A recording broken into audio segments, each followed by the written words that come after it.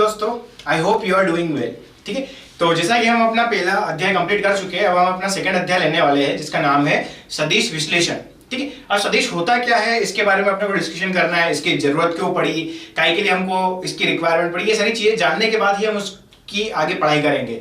ठीक है, तो अगर आप किसी चीज को जान लेते हो ना तो उस चीज को पढ़ने में उतना अच्छा लगता है और उतना मजा आता है। ठीक है, चलिए सदिशों के बारे में पढ़ लेते हैं। जैसे कि अपना पहले चैप्टर में पढ़ा था, क्या पढ़ा था, भौतिक राशियां पढ़ी थी। भौतिक राशियां क्या होती है, जिसको आप नाप सकते हो उसको क्या बोलते हैं, भौतिक राशि। क्या क्या देखा था उसके अंदर, लंबाई देखी थी, आयतन देखा था, चौड़ाई देखी थी, द्रव्यमान देखा था। ठीक है, अब एक्चुअल में होता क्या है कि जो आपकी लंबाई रहती है, चौड़ाई रहती है, दिशा रहती है। ठीक है, लंबाई, चौड़ाई, आयतन। ठीक है, दिशा को हटा दीजिए अभी, लंबाई, चौड़ाई और आयतन, इन तीनों चीजों की बात करते हैं अपन। इसके अंदर क्या होता है, इसके अंदर क्या रहता है, परिमाण रहता है। ठीक है, तो ये जो चीजें थी, जो भौतिक राशियां थी, लंबाई, आयतन और चौड़ाई, इनको आप खाली परिमाण के रूप में व्यक्त कर सकते हो। ठीक है, इनके लिए दिशा का ज्ञान होना जरूरी नहीं है। ठीक है, जैसे अगर मैं बात करूं लंबाई की, आपको किसी टेबल की लंबाई नापनी है, ठीक है, तो आप क्या उसको पूर्व दिशा में रख के नापोगे, दक्षिण दिशा में रख के नापोगे, नहीं ना, आप किसी भी दिशा में रख के उसको नाप सकते हो। यानी कि उसके परिणाम की जो है, परिमाण जो है उसकी वखत है ना कि दिशा की वखत है। ठीक है, और जैसे कि अगर मैं बात करूं, 4 किलो आपने गेहूं लिया, 3 किलो इधर गेहूं लिया, दोनों को मिक्स कर दिया तो कितना हो गया, 7 किलो गेहूं हो गया। ठीक है, यानी कि आप ये जो भौतिक राशियां है जिनको आप नॉर्मल बीजगणितीय नियमों के अनुसार जोड़ सकते हो, घटा सकते हो, तो ये जो चीजें होती है ये आसान रहती है। इनमें खाली परिमाण की आवश्यकता होती है और इनको ऐसी जो राशियां रहती है उनको आप नॉर्मल बीजगणितीय नियमों के साथ जोड़ घटाव कर सकते हो। मगर एक्चुअल में क्या होता है कि कुछ राशियां ऐसी होती है जिनको आप जो नॉर्मल बीजगणितीय नियम है, जैसे कि 4 इधर से लिया, 3 इधर से लिया, दोनों को जोड़ा 7 बन गया, ऐसे नहीं जोड़ सकते आप। ठीक है, उनके लिए कुछ नियम बनाए गए हैं। क्लियर है, तो ऐसी जो राशियां रहती है वही चीज क्या कहलाती है, सदिश कहलाती है। मतलब ऐसी राशियां जिनको आप नॉर्मल बीजगणितीय नियमों के अनुसार नहीं जोड़ सकते, उनके लिए जो अलग नियम है उनसे अगर वो जोड़ते हैं, ऐसी राशियों को सदिश कहते हैं। ठीक है, वो कुछ भौतिक राशियां है उनको सदिश कहते हैं। कैसे, जैसे कि आपका वेग हो गया, आपका विस्थापन हो गया, आपका त्वरण हो गया, आपका बल हो गया, ये कैसी राशियां, सारी एक सदिश राशियां। अब इनको सदिश क्यों बोला, ठीक है, इसको मैं आपको एक अच्छे से एग्जांपल से बताता हूं। क्लियर, आपको अदिश वाला तो चीज समझ में आई गई होगी। देखिए मेरे पास एक बॉडी रखी हुई है, ठीक है, ये बॉडी रखी हुई, इसके ऊपर मैंने बल लगा रखा है। ठीक है, इसके ऊपर मैंने बल लगा रखा है, कितना, 8 न्यूटन का बल लगा रखा है। ठीक है, यानी कि किसी बॉडी के ऊपर 8 न्यूटन का बल लग रहा है, तो अगर मैं इधर से इसके ऊपर बल लगाता हूं तो ये खिसकनी चाहिए। ठीक है, ऑब्वियसली बात है खिसकेगी। ठीक है, मैंने क्या करा, इस बॉडी के ऊपर इस दिशा में बल लगा दिया मैंने 4 न्यूटन का, और इस दिशा में बल लगा दिया 4 न्यूटन का। ठीक है, तो इस वस्तु के ऊपर असली में, वास्तविकता में कितने न्यूटन का बल लग रहा है, 8 न्यूटन का बल लग रहा है। ये चीज क्लियर हो गई। ठीक है, मगर क्या यह वस्तु अपने स्थान से खिसकी है, नहीं खिसकी है, यानी कि यह अपने एक साम्यावस्था में है। ठीक है, इतना बल लगाने के बाद भी वस्तु साम्यावस्था में है और ऐसा प्रतीत हो रहा है कि वस्तु के ऊपर कोई बल कार्य नहीं कर रहा है। ठीक है, यानी कि यहां से अपने को एक चीज क्लियर हो गई है कि जो बल है, बल में दिशा का ज्ञान भी होना आवश्यक है। दिशा ही हमको बता सकती है कि कोई वस्तु स्थिर है, चल रही है, यानी कि उसकी वास्तविकता बता सकती है। यानी कि वस्तु के ऊपर 8 न्यूटन का बल लगने के बावजूद भी वो वस्तु स्थिर है, यानी कि यहाँ पर दिशा का बहुत बड़ा महत्व है, क्योंकि 4 न्यूटन का बल इस दिशा से लग रहा है और 4 न्यूटन का बल उस दिशा से लग रहा है। यानी कि अपनी ऐसी भौतिक राशियां जिसके अंदर परिमाण के साथ साथ उसकी दिशा का ज्ञान होना भी जरूरी रहता है, जिससे कि हम उसके यूज को समझ पाए। ठीक है, उसके द्वारा जो इसके ऊपर प्रभाव पड़ रहा है उसको जान पाए, उसके लिए हमें ये दोनों का ज्ञान होना आवश्यक है। तो ऐसी राशियां जिसके अंदर परिमाण और दिशा दोनों का मिक्सअप रहता है, यानी कि दोनों का समावेश रहता है, उसी को क्या बोलते हैं अपन, सदिश बोलते हैं। ये चीज आपको समझ में आई। चलिए अब इधर देखिए, जैसे कि यहां पर अगर मैं लगाता हूं 3 न्यूटन का बल और यहां पर लगा देता हूं मैं 5 न्यूटन का बल, तो इसके ऊपर जो कुल बल लग रहा है वो कितना लग रहा है, 8 न्यूटन का लग रहा है। मगर अगर मैं देखूं तो इस दिशा में 3 न्यूटन का बल लग रहा है और इस दिशा में क्या लग रहा है, 5 न्यूटन का बल लग रहा है। ठीक है, अगर आप कुल बल की बात करोगे तो कुल बल कितना है, 8 न्यूटन का। मगर वास्तविकता में जब आप देखोगे तो इसके ये इधर की तरफ खिसक रहा होगा, क्योंकि इधर 3 इधर 5 है, इधर की तरफ खिसक रहा होगा। तो कैसे खिसक रहा होगा, ऐसा खिसक रहा होगा कि इसके ऊपर किसी ने 2 न्यूटन का बल लगा रखा है। ठीक है, यानी कि 3 और 3 तो बैलेंस कर देंगे, बचेगा 2, यानी कि 5 - 3 कितना होता है, 2 न्यूटन का बल होता है। ठीक है, यानी कि इस तरीके से अगर कोई बल लग रहा होता है तो इस वस्तु का खिसकना कैसा होगा, जैसे कि इस वस्तु के ऊपर कोई 2 न्यूटन का बल कार्य कर रहा हो। ठीक है, ये चीज आपको समझ में आ गई, सदिश और अदिश में आपको फर्क समझ में आ गया। ठीक है, अब ये जो रहते हैं इसको, ये जो सदिश रहते हैं आप उसको नॉर्मल बीजगणितीय नियमों से नहीं जोड़ सकते, इनके लिए कुछ विशेष नियम है, तो आगे अपने को देखना है। ठीक है, ये अपना नॉर्मल बेसिक इंट्रोडक्शन था ताकि आपको पता चल जाए कि सदिश क्या होता है। ठीक है, काय के लिए इसकी रिक्वायरमेंट पड़ी, तो आपको आई होप आप ये चीज आपको अंडरस्टैंड हो गई होगी। आगे बढ़ते हैं अपन। ठीक है, अब अपना जो चैप्टर का नाम है वो क्या है, सदिश विश्लेषण। ठीक है, तो सदिश विश्लेषण में सदिश क्या होता है और राशियां होती है। यहाँ पर अपन राशियों की बात करते हैं। ठीक है, भौतिक राशियां देख ली, भौतिक राशियों के अंदर अपन अब दो राशियों को पढ़ेंगे। ठीक है, भौतिक राशियां देख ली, भौतिक राशि में अपने को यहाँ एक पढ़ना है सदिश राशि। ठीक है, ये अपने को क्या पढ़ना है, सदिश राशि पढ़नी है, और अपन इधर बना लेते हैं, यहाँ पर क्या बनाते हैं अपन, एक अदिश राशि। ठीक है, यहाँ पर क्या है लिख देते हैं अपन, अदिश राशि। ये दोनों है ही भौतिक, ये दोनों भौतिक राशि है। ठीक है, भौतिक राशि के अंदर अपनों ने भौतिक राशि के जो वो थे, भौतिक राशि के अंदर अपनों ने दो राशियां पढ़ी थी, मूल राशि और एक व्युत्पन्न राशि। उसके अलावा क्या होता है, एक सदिश राशि होती है और एक अदिश राशि होती है। ठीक है, ये नया चैप्टर है, उसके अंदर अपन डिस्कस कर रहे हैं। सदिश राशि क्या होती है, ऐसी राशि जिसके अंदर परिमाण तथा परिमाण प्लस दिशा दोनों का समावेश रहता है, उसको क्या बोलते हैं अपन, सदिश राशि। ठीक है, अब अदिश राशि किसको बोलते हैं, अदिश राशि में केवल क्या होता है, परिमाण होता है। ठीक है, इसमें दिशा की आवश्यकता नहीं होती है, इसमें क्या होता है, खाली आपका परिमाण होता है। ठीक है, चलिए ये चीज आपको समझ में आ गई है। परिमाण और दिशा दोनों होना चाहिए, केवल परिमाण होना चाहिए। इसके उदाहरण की अगर मैं बात कर लेता हूं, तो उदाहरण अभी देखा आपने क्या, वेग। ठीक है, बल जिसका अभी अपनों ने उदाहरण लिया था, और क्या हो सकता है, विस्थापन। ऐसे बहुत सारी सदिश राशियां हो सकती है। ठीक है, चलिए अदिश राशि की बात करते हैं अपन उदाहरण में। तो अदिश राशि क्या हो जाएगी अपने लिए, चाल अदिश राशि। ठीक, और क्या हो सकती है अदिश राशि, लंबाई। अभी अपनों ने बात करी, यहाँ पर लंबाई लिख सकते हैं अपन। ठीक है, लंबाई के बाद द्रव्यमान, द्रव्यमान भी लिख सकते हैं। ठीक है, ये चीज क्लियर है आपके पास में। ठीक है, ये चीज समझ में आ गई। सदिश राशि और अदिश राशि आपको समझ में आ चुकी है, यहाँ से क्या होता क्या नहीं होता। अब सदिश राशि क्या होता है, इसको जो अपने बीज गणितीय नियमों द्वारा जोड़ा घटाया जा सकता है। बीज गणितीय नियमों द्वारा जोड़ा या घटाया जा सकता है। ठीक है, अब अदिश क्या होते हैं, जिन्हें बीज गणितीय नियमों द्वारा जोड़ा या घटाया नहीं जा सकता।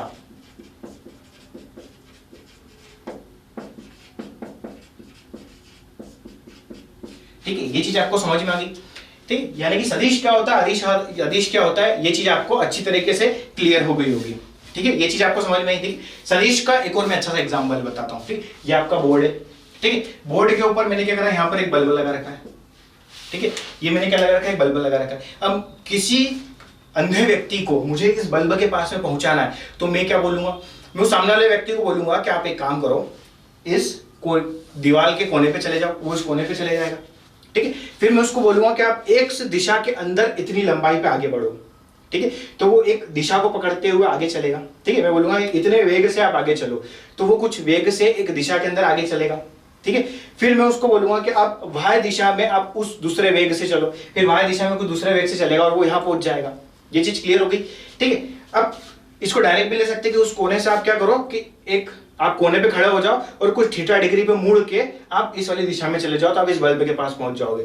ठीक है, तो यानी कि चारों दिशा तो होती है, मगर किसी चीज की पोजीशन बताने के लिए भी, यानी कि वो कहां पर स्थित है वो बताने के लिए भी अपन काय का यूज करते हैं, सदिशों का यूज करते हैं। ठीक है, तो आप इसको नोट कर लीजिए, फिर अपन आगे बात करते हैं कि सदिशों को किस प्रकार से जोड़ सकते हैं, किस प्रकार से घटा सकते हैं, क्योंकि जो सदिश रहते हैं वो साधारण बीजगणितीय नियमों द्वारा जोड़ा या घटा नहीं जा सकता। ठीक है, सॉरी मैंने यहाँ उल्टा लिख दिया कि सदिश घटाया नहीं जा सकता, यहाँ आएगा नहीं जा सकता, सदिशों में आएगा, और यहाँ क्या है, घटाया जा सकता है। अदिशों को घटाया जा सकता है, सदिशों को नहीं घटाया जा सकता। ठीक है, तो आप इतना नोट कर लीजिए, फिर अपन आगे डिस्कस करते हैं।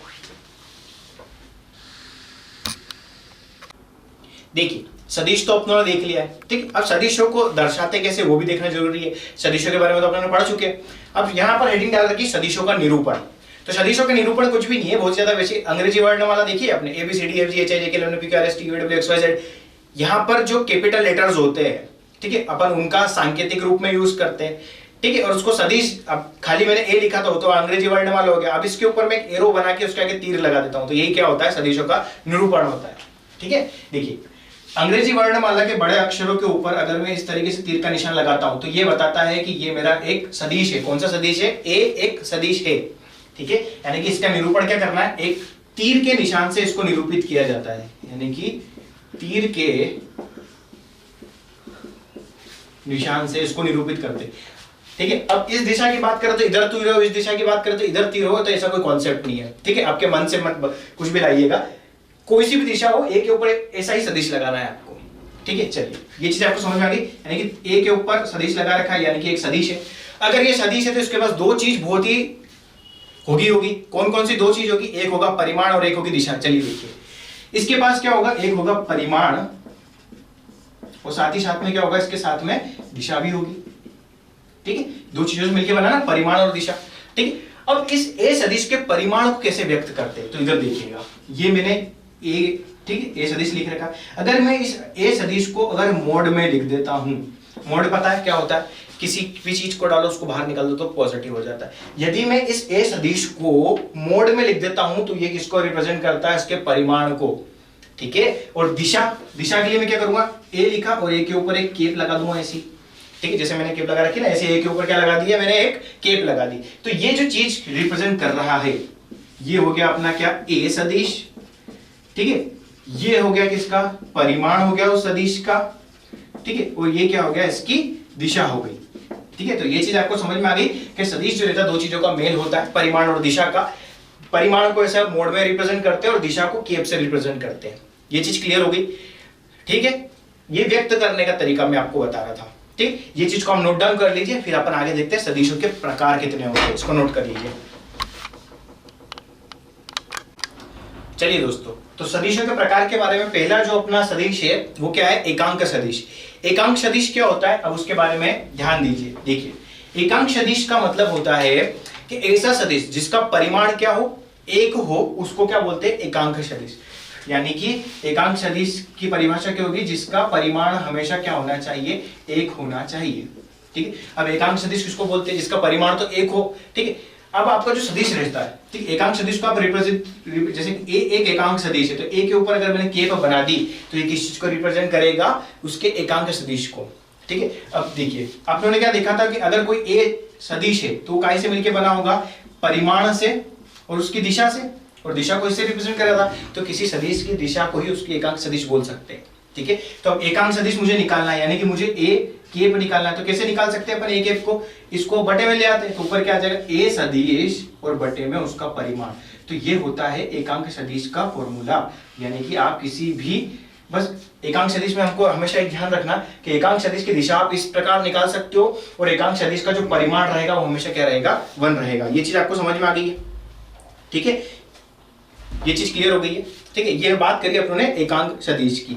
ठीक है, चलिए अब आगे बात करते हैं अपन। ठीक है, चलिए एकांक सदिश हो गया, ये फॉर्मूला हो चुका है, इसका परिमाण हो चुका है। इसके बाद आता है अपना दूसरा क्या, समान सदिश। ठीक है, समान सदिश। समान सदिश क्या होता है, जैसे कि मेरे पास दो सदिश थे, मेरे पास एक सदिश था ए, ठीक है, और एक सदिश था बी। ठीक है, मेरे पास जो ए सदिश था उसका जो परिमाण था वो क्या था, मेरे पास में z, और इसकी जो दिशा थी वो क्या थी, z के ऊपर केप। और जो बी सदिश था उसका परिमाण भी क्या था, z, और इसकी दिशा भी क्या थी, z, है ना। यानी कि ऐसे सदिश जिनका परिमाण और दिशा क्या हो, समान हो। ठीक है, ऐसे सदिश को क्या बोलते हैं अपन, समान सदिश बोलते हैं। ये चीज क्लियर हो गई। इसके बाद अपने पास में क्या आता है, एक और असमान सदिश। ठीक है, असमान सदिश में क्या आता है, जैसे कि अगर मैं बात करूं, मेरे पास एक सदिश था a, इसका परिमाण था z और इसकी दिशा थी z के। एक और सदिश था b, उसकी परिमाण तो z था मगर दिशा क्या थी, y केप थी। ठीक है, ये वाला जो रहेगा इसको क्या बोलते हैं अपन, असमान सदिश। ठीक है, यानी कि जिसका परिमाण सेम हो अगर दिशा अलग है तो क्या कहलाता है, असमान। और अगर ऐसा ना होते हुए a केप है जिसका परिमाण z है और दिशा z केप है, और बी सदिश जो है जिसका परिमाण जो है y है और दिशा z के पे। तो ये जो ऐसे सदिश रहते हैं ना, इसी को भी क्या बोलते हैं, असमान सदिश। यानी कि तो दिशा अलग होनी चाहिए या फिर परिमाण अलग होने चाहिए। अगर दोनों में से कोई भी अलग है तो वो कैसा सदिश हो जाएगा, असमान सदिश। तो इसको नोट डाउन कर लीजिए, फिर आगे और डिस्कस करते हैं।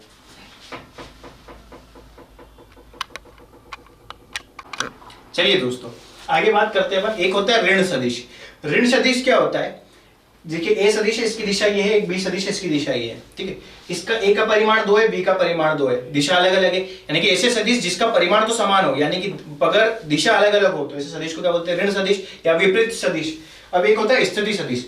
तो देखिए आप एक कोई आपके पास में क्या रखा है, एक कोई यहाँ पर एक वस्तु रखी हुई है एक्स वाई प्लेन के अंदर, ठीक है। तो किसी निर्देशांक बिंदु 0 0 से उस वस्तु की स्थिति बताने वाले सदिश को अपन क्या बोलते हैं, स्थिति सदिश। यानी कि जो यहाँ पर P सदिश है ये क्या होता है, स्थिति सदिश होगा। देखिए यहाँ से लेके यहाँ तक इसकी स्थिति बता रहा है कि ये 0 0 से यहाँ रखी हुई है, ठीक है। समतली सदिश क्या होता है, देखिए ये आपका जो कमरा है, ठीक है, ये दीवालों से मिलकर बना, कितनी दीवार, एक कमरा बनाने के लिए कितनी दीवार चाहिए आपको, 4 दीवारें चाहिए, ठीक है, 4 दीवारें चाहिए, एक छत चाहिए, एक फर्श चाहिए। तो एक जो दीवार रहती है वो होता है एक समतल। यानी कि जो बोर्ड है मेरा समतल है, इस समतल के ऊपर ये देखिए ये एक्स और वाई एक दीवार होगी, इसके ऊपर समतल है, समतल के ऊपर सदिश है, ए सदिश है, बी सदिश है, सी सदिश है, दिशा कोई सी भी हो। अगर एक समतल में अगर ये उपस्थित है तो उसको क्या बोलेंगे, ससमतलीय सदिश, ठीक है। इसके बाद होता है सरेखी सदिश। यानी कि ऐसे सदिश जो एक ही रेखा में हो उसको क्या बोलेंगे, सरेखी सदिश। जैसे ये ए है और ये बी है, ये एक ही रेखा में, तो ये क्या हो जाएंगे, सरेखीय सदिश, ठीक है। चलिए तो ये थे अपने सदिशों के प्रकार। अब अभी मैंने क्या एक चीज बोली थी कि जो सदिश रहते हैं उसको बीज गणितीय नियमों द्वारा जोड़ा घटा नहीं जा सकता। तो कैसे जोड़ा घटा जा सकता है, अपन उसकी बात करेंगे कि सदिशों का योग कैसे होता है, सदिशों का घटाव कैसे होता है, ठीक है। तो आप चीज ये नोट कर लीजिए, फिर अपन डिस्कस करते हैं वो चीज। चलिए दोस्तों, तो अपन बात कर रहे थे सदिशों के योग से रिलेटेड, ठीक है। देखिए सदिशों के योग की अगर मैं बात करता हूं, ठीक है, तो सदिशों का योग कैसे किस प्रकार कर सकते हैं अपन देखते हैं बोर्ड के ऊपर। देखिए आपके पास में क्या होगा, 2 सदिश होंगे, ठीक। मेरे पास में 2 सदिश लेता हूं मैं, एक सदिश है ए, इसकी दिशा कुछ ये वाली है, और एक सदिश है कोई बी, उसकी दिशा मेरे पास में ये वाली है। अब मुझे क्या करना है, दोनों को जोड़ना है। अब मुझे ये नहीं पता है कि इनका परिमाण क्या है और इनकी दिशा क्या है, ये चीज क्लियर है, ठीक है। चलो दिशा तो अपन देख सकते हैं, यहाँ पर दिशा क्या है, इसकी समान दिशा है, दोनों को मैंने एक ही तरफ बनाया, यानी कि ये समान दिशा के अंदर है। ये सदिश जो होगा 2 चीजों से मिलकर बना होगा, एक तो इसका परिमाण और इसकी एक दिशा, ठीक है, और ये भी कैसे मिलकर बना होगा, परिमाण और इसकी एक कोई दिशा होगी। इनकी दिशा तो समान है, ठीक है, परिमाण समान हो या नहीं हो फिर भी जोड़ तो सकते ही अपन। तो अगर कोई 2 सदिश समान दिशा में हो तो इनको जोड़ा किस प्रकार से जाता है, तो इनको जोड़ेंगे अपन कैसे, ए सदिश प्लस बी सदिश। इन दोनों सदिशों को जब जोड़ा तो यहाँ पर मेरे को एक सदिश मिला, यानी कि 2 सदिशों को जोड़ने पर एक मुझे तीसरा सदिश मिला, और इस सदिश को नाम दिया गया परिणामी सदिश। क्या दिया गया, परिणामी सदिश। यानी कि 2 सदिशों को जोड़ने पर जो राशि प्राप्त होती है उसको बोलते हैं परिणामी सदिश। क्या बोलते हैं इसको अपन, परिणामी सदिश। ये चीज समझ में आई। चलो ये तो सेम दिशा में थे।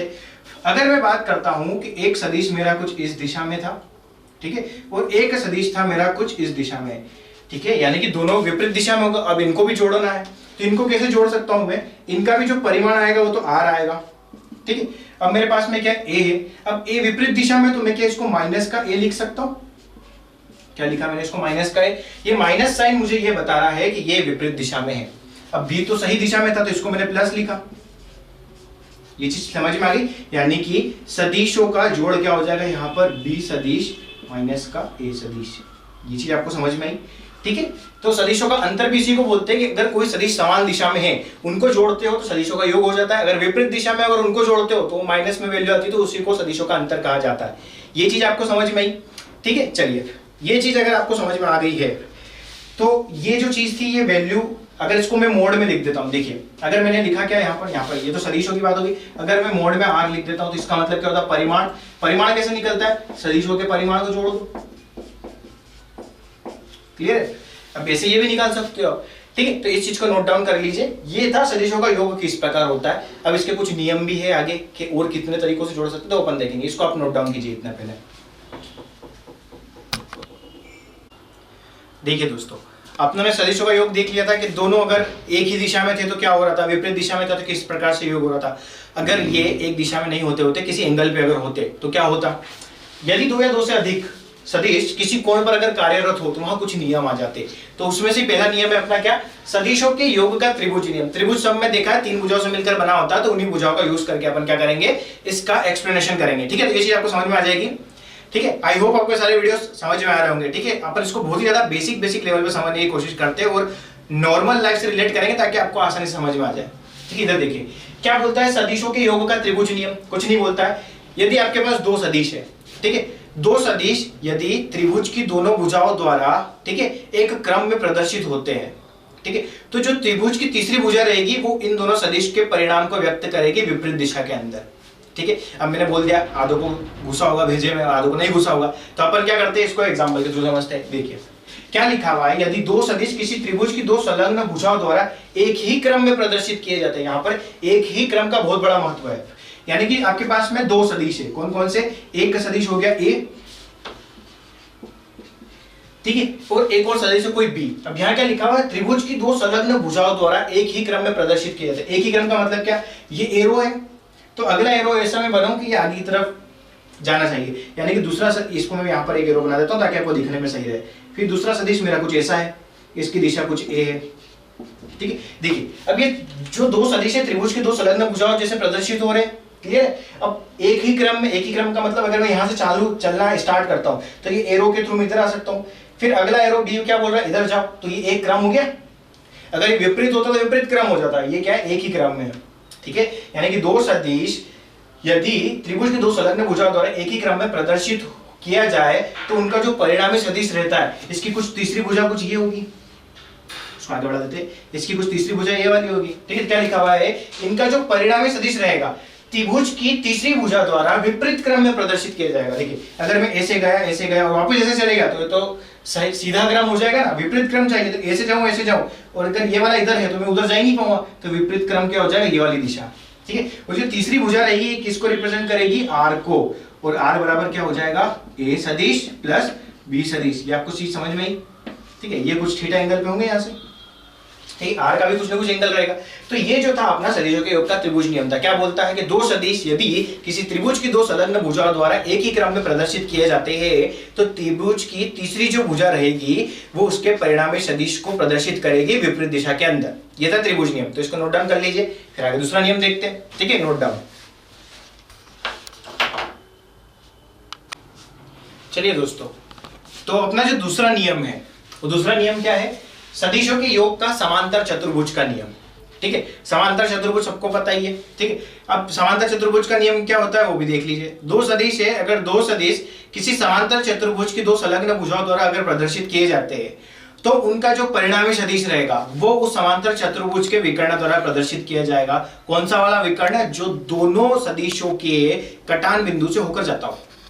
ये तो हुई बात डेफिनेशन की, इसको समझ लेते हैं। इधर देखिए आपके पास 2 सदिश है, एक सदिश है आपके पास में ए और एक सदिश है आपके पास में बी।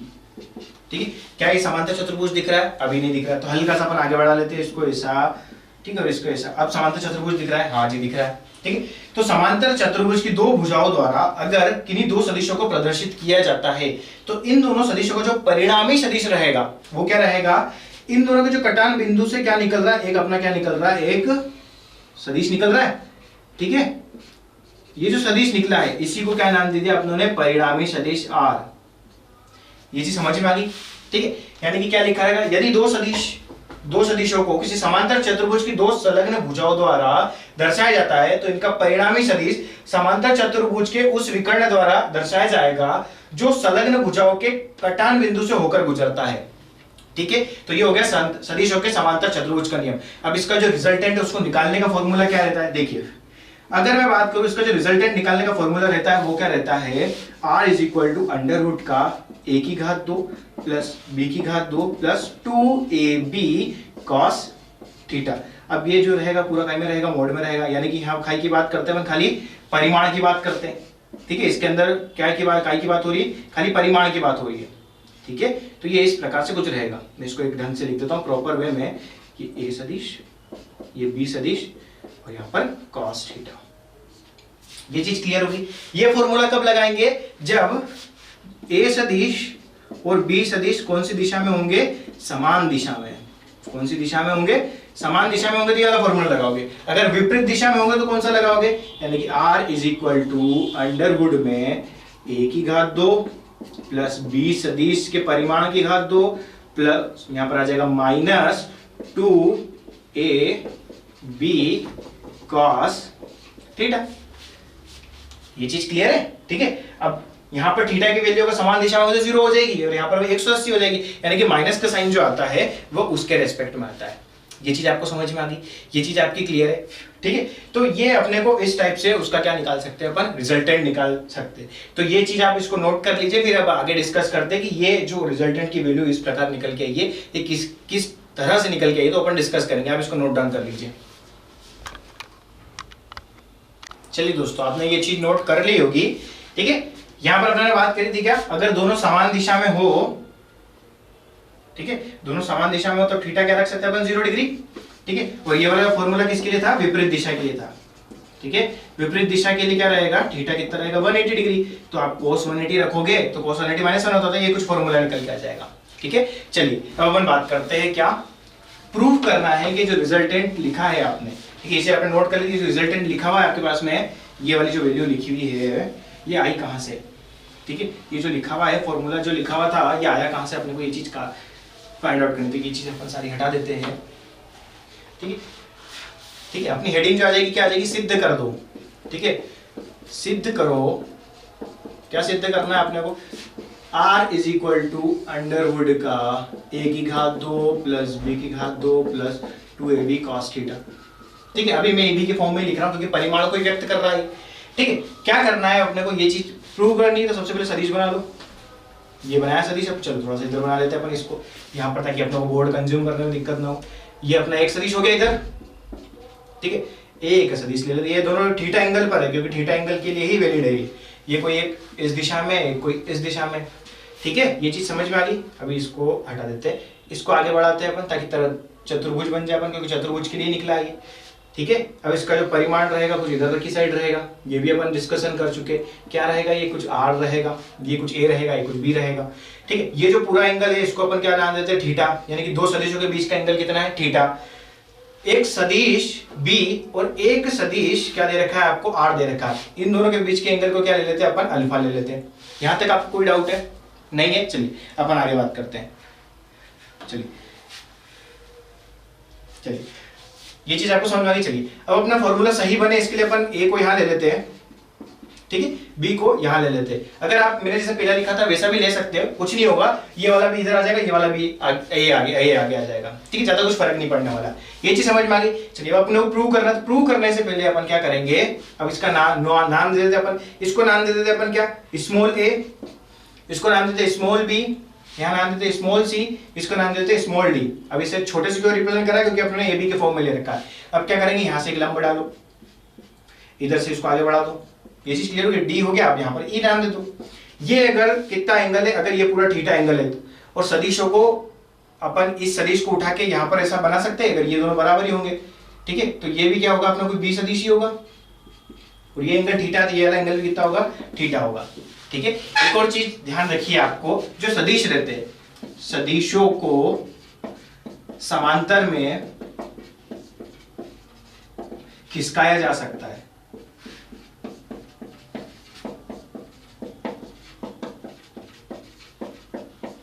यानी कि सदिशों को हम पैरेलल शिफ्ट कर सकते हैं, ठीक है। जैसे कि अगर कोई सदिश है मेरे पास में a, ठीक, इसको मैं ऐसा कैसा खिसका सकता हूं, जैसे कि इसको खिसकाना मेरे को यहाँ पर, तो इसको ऐसा कैसा मैं यहाँ खिसका सकता हूँ।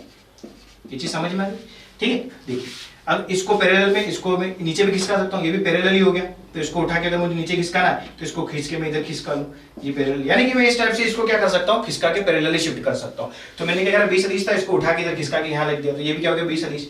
ये चीज समझ में आ गई, ये चीज क्लियर हो गई होगी, ठीक है। चलिए आगे बढ़ते हैं अपन, ठीक है। तो यहाँ पर भी एंगल जो बनेगा क्या बनेगा, थीटा एंगल बनेगा। ये चीज आपने नोट कर ली होगी। चलिए आगे देखते हैं, ये चीज समझ में आ गई। अभी तक देखिए ये बी सदिश था, इसको दो घटकों में विभाजित कर देते हैं अपन। दो घटकों में विभाजित करेंगे तो क्या होगा, इधर का घटक क्या हो जाएगा, खाली इतना सा पोर्शन क्या हो जाएगा अपने पास में। देखिए जो ए सदिश था ये यहाँ तक ही था, खाली है ना, ये जो ए सदिश था ये यहाँ तक ही था, जो बी सदिश है ये यहाँ तक ही है, ठीक है। ये जो बी सदिश है ये यहाँ से यहाँ तक है, इसका घटक थोड़ा सा कितना हो जाएगा, बी कॉस थीटा। ये चीज समझ में आ गई, ठीक है। और ये वाला जो घटक हो जाएगा क्या हो जाएगा, बी साइन थीटा। घटक तोड़ते तो आते ही आपको। ये इतनी चीज क्लियर हो गई। चलिए अब आपको एक यहां पर क्या लेना है, एक त्रिभुज लेना है। कौन सा लेना है? समकोण त्रिभुज लेना है। कौन सा त्रिभुज लेंगे? अपन लेंगे ए सी और ई। समकोण त्रिभुज ए सी ई में पाइथागोरस प्रमेय लगाने पर,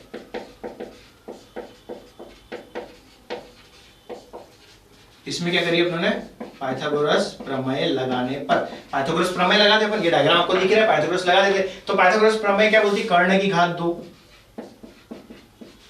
बराबर लंब की घात 2 प्लस आधार की घात 2, यही बोलती है। कर्ण क्या है? इसमें आर है, तो यहां क्या लिख सकता हूं? आर की घात 2 लिख सकते हैं। इसकी घात 2 लिख देते अपन, इसको दिक्कत नहीं होनी चाहिए। चलिए लंब की अगर बात करूं तो लंब मेरा ये क्या है? B sine theta. तो यहां पे क्या लिख सकता हूं मैं? बी साइन थीटा इस पूरे की घात 2 प्लस आधार क्या दे रखा है? आधार अब मैं ए से ई तक लूंगा तो ये ए और ये बी, यानी कि ए प्लस बी कॉस थीटा की घात 2।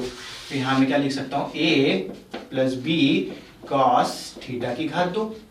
ठीक है, चलिए अब इसको अपन सोल्व करते हैं। तो ये क्या हो जाएगा? आर की घात 2 बराबर बी की घात 2 साइन स्क्वायर थीटा प्लस, इसको खोल दो। ये कैसा फॉर्मूला दिख रहा है? ए प्लस बी की घात 2 दिख रहा है, तो a square plus b square plus 2ab में खोल सकते हैं अपन इसको। तो ये वाले फॉर्मूले से अगर मैं इसको खोल देता हूं तो यहाँ क्या हो जाएगा मेरे पास में? ए की घात 2 प्लस बी की घात 2 प्लस 2ab, ये हो जाएगा मेरे पास में। ये चीज समझ में आ गई। चलिए देखिए अब क्या बन रहा है यहाँ पर? ये आर की घात 2। अब देखिए ये बी साइन थीटा, यहां से बी कॉमन ले लो तो ये बी स्क्वायर को अगर मैं कॉमन लेता हूं तो यहाँ क्या बच जाएगा मेरे पास में? Sign square theta. चलिए इसको ऐसे नहीं लिखते, इस ए को आगे ले लो। ठीक है, फिर इन दोनों में से बी को कॉमन ले लो तो बी स्क्वायर, यहाँ क्या बचेगा? Sign square theta plus cos square theta, और यहाँ क्या बचेगा? 2ab cos theta. क्लियर है? अब आपको पता है sine square theta plus cos square theta is equal to 1 होता है। तो यहां से मेरे पास में क्या निकल के आ गया? ए की घात 2 प्लस बी की घात 2, ये 1 हो गया। यहाँ क्या बचेगा? 2ab cos theta. तो यहां से मेरे पास जो r की वैल्यू निकल के आई, परिमाण की मैं बात कर रहा हूं, वो क्या निकल के आ गया मेरे पास में? a की घात 2 प्लस b की घात 2 प्लस 2ab cos थीटा। ठीक है, ये चीज आपको समझ में आ गई। तो इस टाइप से ये प्रूव हुआ r की वैल्यू। ठीक है, ये तो क्या चीज निकल के आई? खाली परिमाण है। ये अपने को दिशा का ज्ञान भी होना चाहिए, क्योंकि दो सदिश बोलते हैं किसको? ये क्या चीज निकल के आ गया? परिमाण निकल के आ गया। ठीक, परिणाम बोल दो उसको, क्योंकि ये क्या निकल के आ गया? परिणाम निकल के आ गया। किसका? ए और बी का। ये चीज समझ में आ गई। इस चीज को नोट कर लीजिए, फिर अपन दिशा की बात करते हैं कि इसकी दिशा क्या होगी। ठीक है, तो इतना नोट कर लीजिए, फिर दिशा की बात करते हैं अपन।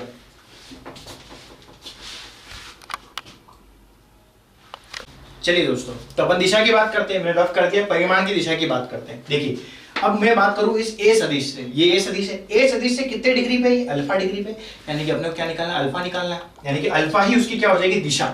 किस सदिश से? ए सदिश से इसकी दिशा क्या हो जाएगी? अल्फा। तो अपने को अल्फा निकालना है। ठीक है, तो अपन क्या करें? वापस से ट्रायंगल लेते हैं। अपन कौन सा ट्रायंगल लेते हैं? यही वाला ट्रायंगल लेते हैं, ए सी ई, यानी कि त्रिभुज लिया मैंने ए सी ई में। ए सी ई में भी क्या लिया मैंने? निकाला टेन अल्फा। टेन थीटा क्या होता है? लाल बट्टे कक्का सबने पढ़ा, उससे क्या निकल के आ जाएगा? ये लंब बटे आधार। ठीक, चलिए लंब कितना दे रखा? बी साइन थीटा, तो यहां मैं लिख दूं बी साइन थीटा। ठीक है, और आधार की अगर बात करें तो आधार ये पूरा लेना पड़ेगा, तो आधार कितना आ जाएगा मेरे पास में? a plus b cos theta. ये आ गया मेरे पास में टेन अल्फा। यहां से मुझे अल्फा निकालना, तो अल्फा इज इक्वल टू क्या आ जाएगा? Tan inverse b sine theta upon में a plus b cos theta. ये चीज क्लियर है? इससे आप दिशा निकाल सकते हो। ये दिशा किससे रिलेटेड है? इस ए से अल्फा डिग्री पे। ए से या बी से भी निकाल सकते हो। बी से निकालने के लिए आपको दूसरा ट्रायंगल लेना पड़ेगा। क्लियर है? यानी कि अगर आप जैसे अगर बात करूं, ये एंगल को मैं क्या ले लेता हूं? बीटा ले लेता हूं। ठीक है, तो अगर आपको बीटा निकालना है तो बीटा क्या आ जाएगा? टेन इनवर्स, यहां आ जाएगा ऊपर ए आ जाएगा, यानी कि ए साइन थीटा अपॉन में बी प्लस ए कॉस थीटा। बस, और कुछ नहीं है, फर्क पड़ेगा इसमें। ये चीज आपको समझ में आ गई। तो ये अपना क्या हो चुका है? प्रूव हो चुका है कि अपन किस प्रकार से सदिश और सदिशों से रिलेटेड अपन उसके दिशा को निकाल सकते हैं। ठीक है, चलिए ये चीज आपको समझ में आ गई होगी कि किस प्रकार से अपन निकाला है। ठीक है, तो ये जो चीज निकल के आई, क्या निकल के आई? ये दिशा निकल के आई है अपने सदिश से रिलेटेड। ठीक है, चलिए तो इसको भी आप नोट डाउन कर लीजिए। अपना जो क्वेश्चन है अब ये है, क्या सदिशों का योग क्रम विनिमय नियम का पालन करता है या नहीं करता है, ये अपने को देखना है। इसका मतलब क्या है कि अगर मैं a प्लस बी अगर लिखता हूं तो क्या वो बराबर रहेगा b प्लस ए के, यानी कि दो सदिशों में पहले सदिश में से अगर दूसरे सदिश को जोड़ता हूं तो क्या दूसरे सदिश में पहले सदिशों को जोड़ने पर भी वही रिजल्ट आएगा। चलिए देखते हैं। देखिए ये a सदिश है, ये b सदिश है, ठीक है। यहां पर मैं चतुर्भुज नियम लगा के इसका रिजल्टेंट ऐसा बना लेता हूं, ये चीज क्लियर होगी। इसका रिजल्टेंट क्या रहा, a प्लस बी का जो रिजल्टेंट रहा वो क्या रहा, a प्लस बी का जो रिजल्टेंट रहा क्या रहा, आर रहा, ठीक है। तो क्या b प्लस ए का भी आर रहेगा, ये अपने को चेक करना। तो मैं क्या करता हूँ, सदिशों को पैरेलल शिफ्ट कर सकता हूँ। तो मैंने क्या करा, सदिश को उठाया और ऊपर से शिफ्ट करा और हल्का सा इधर शिफ्ट कर दिया। इस सदिश को उठा के मैंने ऐसा कैसा आर के ऊपर शिफ्ट कर दिया, तो ये मैंने यहाँ शिफ्ट कर दिया, ठीक है। यहाँ से हटा दूं, शिफ्ट कर चुका हूँ तो मैं इसको हटा देता हूँ, यहाँ से इसको हटा दिया, ऊपर ए को शिफ्ट कर दिया, ठीक। उसमें समांतर चतुर्भुज का नियम लग रहा था, यहाँ त्रिभुज नियम लग रहा है। क्या कि यदि त्रिभुज की दो भुजाओं द्वारा एक ही क्रम में अगर कोई चीज रिप्रेजेंट होती है तो उसका रिजल्ट है तीसरी भुजा द्वारा विपरीत दिशा में शो होता है। तो देखिए ये आर की विपरीत दिशा ही तो है, ठीक है। और ये ए जो है अपना, ए की दिशा क्या हो जाएगी, ए की दिशा क्या हो जाएगी ये वाली, और बी की दिशा क्या चली रही थी अपनी, यही वाली चल रही थी। तो ये हो गया ये, और ये वाली दिशा क्या होगी, ये वाली दिशा होगी। यानी कि अब ये क्या है, ये बी है और ये ए है, तो मैं बी प्लस ए लिख सकता हूँ। यानी कि बी प्लस ए लिखने पर भी जो मेरा रिजल्टेंट आया वो क्या रहा, आर ही रहा। तो यहां से ये प्रूव हो चुका है अपने पास में क्या, कि a प्लस बी जो है वो किसके बराबर है, b प्लस ए के। यानी कि सदिशों का जो योग है वो क्रम विनिमय नियम का पालन करता है, ठीक है। ये चीज आपको समझ में आ गई है, ठीक है। अब इसके अंदर जो रहते हैं दो तीन और नियम रहते हैं, सहचर्य नियम का पालन होता है, ठीक है। जो सहचर्य नियम रहता है वो क्या रहता है, सहचर्य नियम जो रहता है, जो सहचर्य नियम रहता है, मैं यहां से लिख देता हूं, ये सदिश इसको भी पालन करते हैं। यानी कि a प्लस बी प्लस, अगर मैंने c लिखा है तो ये किसके बराबर होगा, a प्लस बी प्लस सी के, ठीक है। ये इन दोनों चीजों के बराबर रहता है। तो ये जो चीज थी अपना क्या था, सदिशों के योग का क्रम विनिमय, और ये क्या था, सदिशों के योग का सहचर्य नियम, ठीक है। तो आई होप आपको ये सारी चीजें समझ में आ गई होगी। अब अपना जो टॉपिक रहेगा कि सदिशों का गुणा किस प्रकार होता है वो हम कल डिस्कस करेंगे, ठीक है। तो आप इस चीज को नोट डाउन कर लेंगे। आई होप आपको ये सारी जो वीडियोस है आपको पसंद आ रही होगी, ठीक है। अगर आपको कोई भी डाउट होता है तो आप हमको मैसेज कर सकते हैं, हम आपको वीडियो सॉल्यूशन के थ्रू उसका सॉल्यूशन प्रोवाइड करेंगे, ठीक है। थैंक यू सो मच, आप इसको नोट कर लीजिए।